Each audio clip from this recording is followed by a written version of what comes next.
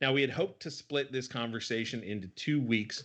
We were going to do goaltending last week and defense this week. Obviously, we didn't do a show last week. We talked at the top of this program about the loss of Danny Zollers and the social unrest going on, so we didn't feel it was appropriate to do an episode. But we are now going to quickly cover the goaltending as Sean helped us take a look at the defense. Obviously, Jonathan Quick and Cal Peterson under contract next season and the season after that. And I should stop myself and reset.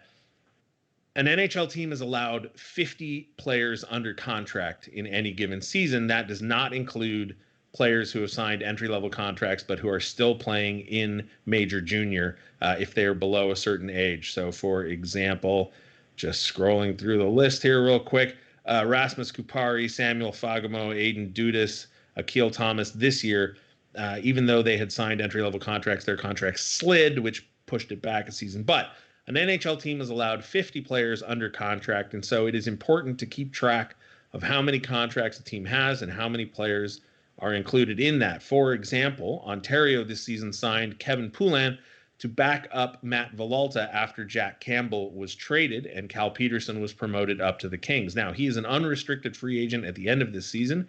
He is 30 years old, and so it is very unlikely that next year he will be retained and count towards that 50 contract limit, although this season he did. Now, the reason it's unlikely is because Jacob Ingham has signed his entry-level contract. He is a 20-year goaltender out of the Kitchener Rangers organization.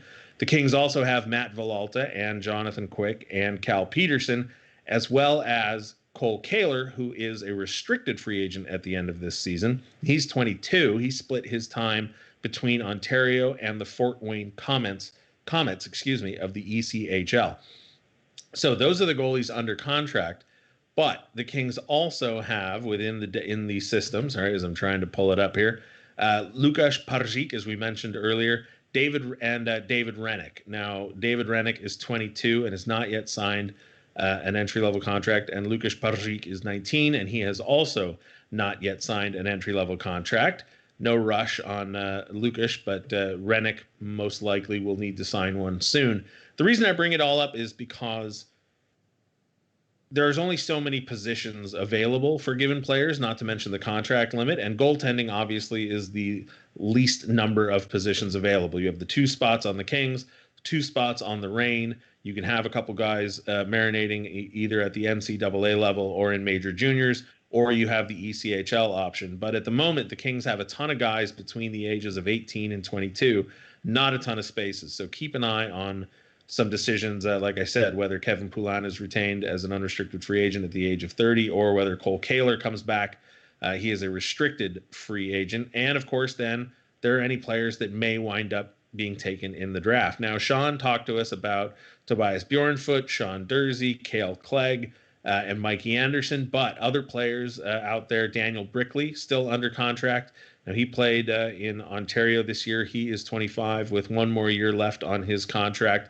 Jordan Spence, that we mentioned, signed his entry-level contract. He's got 3 years left on that. He is 19 years old. I expect him to rejoin the Moncton Wildcats next season, but we don't know whether or not the AHL or the CHL, that's Major Juniors, the Western Hockey League, the Ontario Hockey League, and the Quebec Major Junior Hockey League. We don't know if any of those leagues will operate next season or when they will begin their seasons. We don't know whether or not fans will be allowed in the stands. That could have a huge impact on when and how many games are played. And that's the bulk of the development programs in North America. If those seasons are delayed, it's entirely possible that the NHL, in their collective bargaining agreement, will allow for compliance buyouts, expanded rosters. We don't really know. So if you hear somebody telling you that they have any idea what the roster will look like in the 2020-21 season, they don't.